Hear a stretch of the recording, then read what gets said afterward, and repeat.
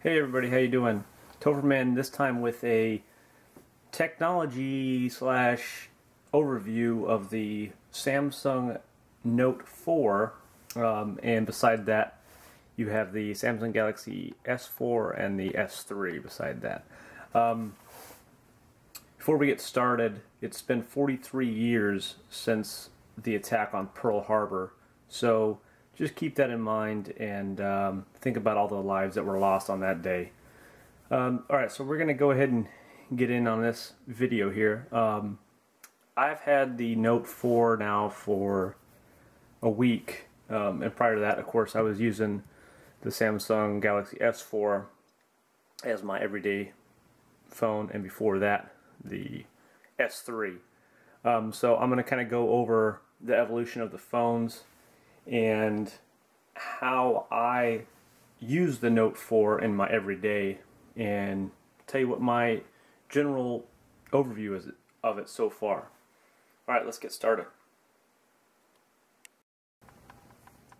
Alright, well, let's start with the S3. S3 I bought as my first Samsung phone.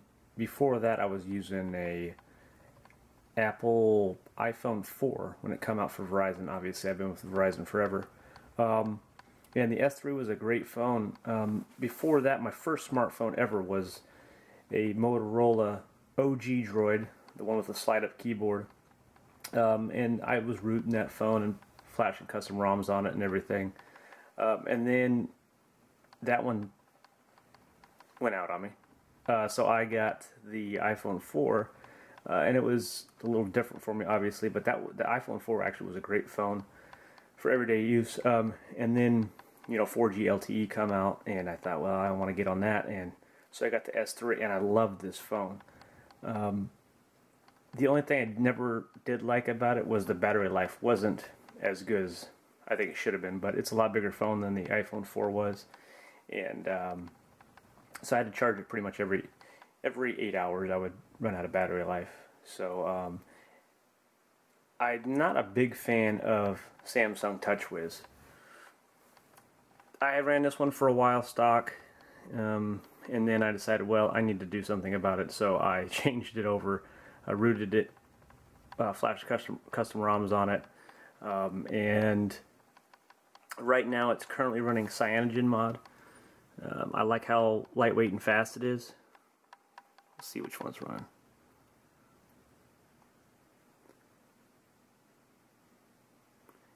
It's the Snapshot M12. Build date was November 12th. Yeah, KitKat 444. So it pretty much is the latest.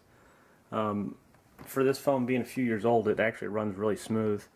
Like I said, the battery life just isn't up to par as some of the newer ones, but it is a very smooth phone. I just kind of keep this as my backup just in case I break another one or lose a phone. I have something to fall back on.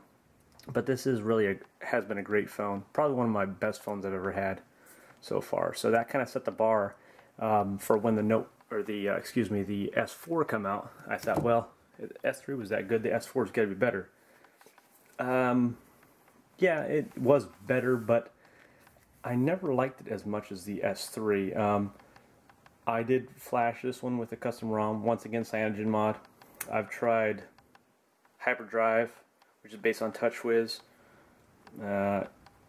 All kinds of different custom ROMs, but I find Cyanogenmod just to be the most smoothest running out of the AOSP type ROMs. But this never ran as good as my S3 for some weird reason. It just, I don't know what it was. It wasn't as smooth. Battery life is much better on the Touchwiz ROMs than it is with the custom ROMs. And I think because Samsung optimizes a little bit better. But I had a lot of force close issues with this phone, whether it was with a Touchwiz ROM or with Cyanogenmod. Another problem that I had a lot of problems with this particular phone was the GPS not locking on. So I never really got good GPS signal, especially with Cyanogenmod. I should clarify that. So this is a good phone still, but I was kind of tired of it, and there's been multiple times when I'm at work and I need to use the GPS, it wouldn't work and stuff would force close. I wanted to throw it through a wall, I'm not gonna lie. So that's kind of one of the reasons why I got the Note 4, and we'll talk about that in just a second. So why did I end up going with the Note 4? Well, it's got it's pretty much the highest spec phone that you can get right now on the market. I was going to get the Nexus 6, but they were delaying it too long, and I didn't know when Verizon was actually going to get it, so I decided, well, I'm just going to jump on the Note 4, and we'll see what happens. I had a 14-day, return, so if I didn't like it, I could always return it. But so far, I really like it. This is my first Note series phone. Before that, I've had the Galaxy series from Samsung, so it was a little different. I really like what they did with the stylus. I didn't know if I was going to really use the stylus that much. I kind of thought it was going to be kind of gimmicky, but I really like it. I use it for writing notes, and obviously note, right? But I do use it quite a bit, more than I thought I would, so I really do like the stylus feature. The display is beautiful. You can see it in bright daylight just fine. Laying in bed early in the morning or late at night, you can turn that display down really dim. It's the dimmest display that I've been able to turn down, which is really nice. So that's at the lowest setting, and you can barely see it in this light, obviously. But if you're laying in bed, it's just got a soft glow to it, and it looks really nice. So that is a very nice display. Probably the best display I've ever seen. On the camera side of the house, camera does really good pictures. I'll try to see if I can post some pictures later that the camera takes, but it does a really good job. Video quality is awesome. The optical image stabilization is amazing on this camera. It does a really good job.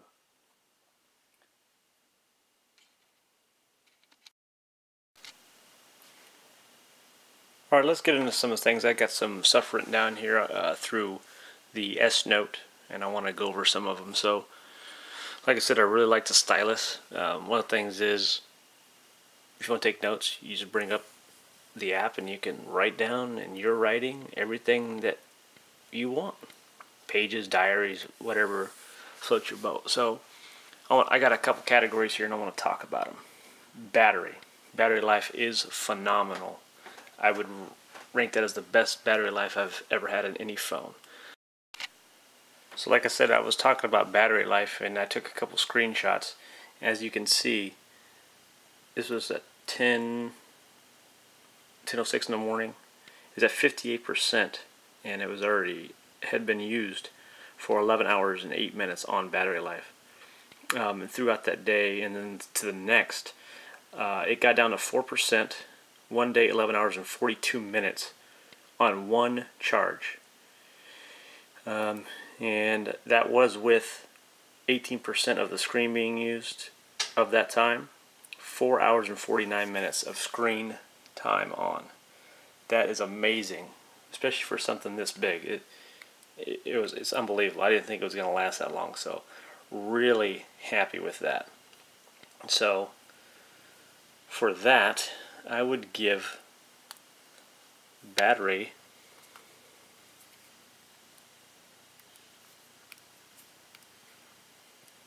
a 10. Pretty phenomenal. Display, this video doesn't even show how good this display really is. You have to get hands-on with one. I'm telling you, it is amazing, the technology in this screen. For how dim it gets and how bright it gets, it covers all aspects. You can see it out in the sunlight. You can read it at night. Colors are vivid. Everything looks correct like it should. I would give that a 10. Charging. With the supplied charger, it charges really fast. I don't have a time. I haven't measured it, but I can tell you it charges super quick. Especially for how long the battery lasts, that charger is amazing. I've used my S4 charger with it before. It doesn't charge as fast, but it still charges pretty quick. I can get back with you. Write it in a comment and I can tell you how long it would take to go from 10% to full charge. But charging, I would rank as a 10 as well. It does phenomenal. Multitasking, well, it's a note. That's what it's supposed to be doing. It's supposed to multitask people, business, people on the go, want to do multiple things at once, and it works amazing. I'll show you some of the things that it'll do. So if I'm in an app and I want it, smaller screen, you can do that with the stylus. You just pull down and you can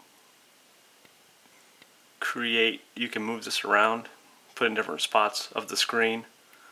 You can make it smaller, bigger, whatever you like, or you can even minimize it.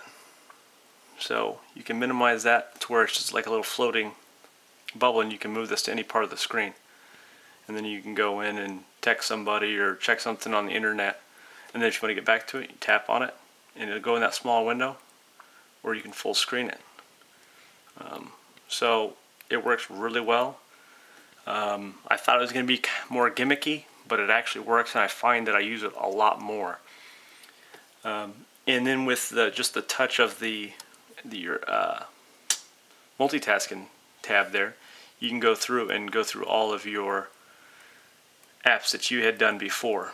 So it's fast, it's quick and easy to get to, and I really like the way everything works.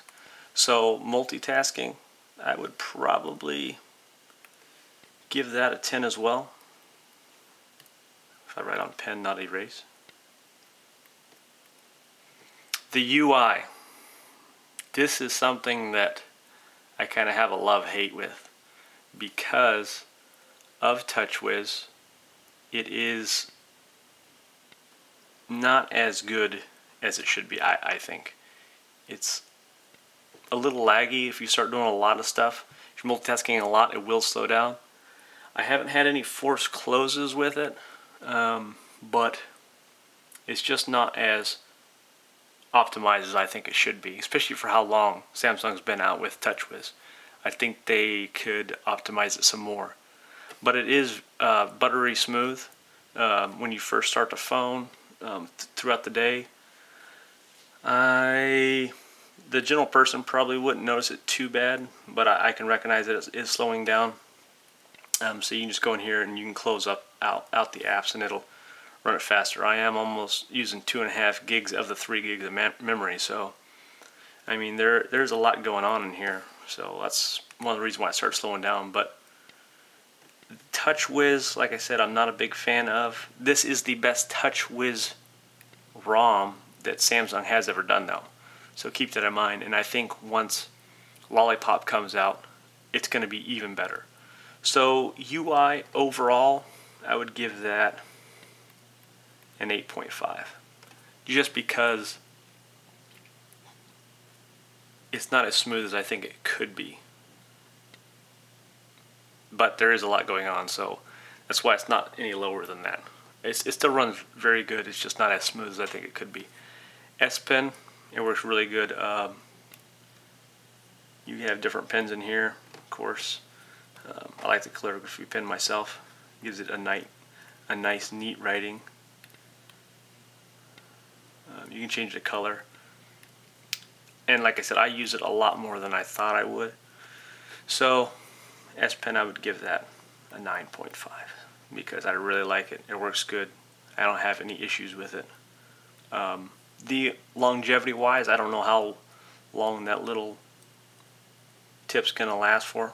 I'm kind of heavy-handed when I'm writing with a pen, so I kind of remember that. It does feel kind of flimsy, but I haven't broke it yet, and I've had it for a week, so I know it's not very long, but we'll see. We'll see how that goes. That's why I give it a 9.5. So yeah, overall, let's go to overall. What would I give this phone? Would I recommend this phone? If somebody asked me, hey, would you buy the phone again? And would I recommend this phone to anybody that I don't even know? And I would say yes. overall I would give this phone about a 9.5 out of 10. And the reason for that is because it does so much more than 95% of the people that are going to buy the phone. Most people are just going to buy it, take pictures with it, text, Facebook, Instagram. That's what most people are going to use it for. And then there's business people that are going to use it for more than that. So I would highly recommend the phone. Battery life is phenomenal. And with this case, it's kind of cool because it's got a kickstand. So you can use that. The build quality, I forgot to talk about that. Build quality on this phone is the best Samsung phone ever made, in my opinion. The best. It looks good. It's just a gorgeous device. Look at it. So yeah, overall 9.5 out of 10. As of right now, it is the best phone on the market. In my eyes. My wife's got the iPhone 6. It's a nice phone. It's got a good build quality, of course, too. But this phone does so much more. And for a full retail price of what, $750? There's not a better phone on the market right now. None. Smooth, fluid operation. Until you really start multitasking, and it will bog down. But no forced closes. And I can't wait to see what Lollipop's going to be like on this phone. So, if you have any questions, comments, concerns, gripes, complaints, you can put them right down there in the comment section. Let me know what you think. If you want me to do another specific video, I can. I know there's a lot to talk about with this phone, so I'm kind of keeping it short right now, just giving you an overview. Highly recommend the phone. Had it for 1 week, like I said, and I'm going to keep it. And I'll do a 1 month review once that happens. Let me know what you think. Please like, subscribe if you want to see more. Thanks a lot. Have a great day.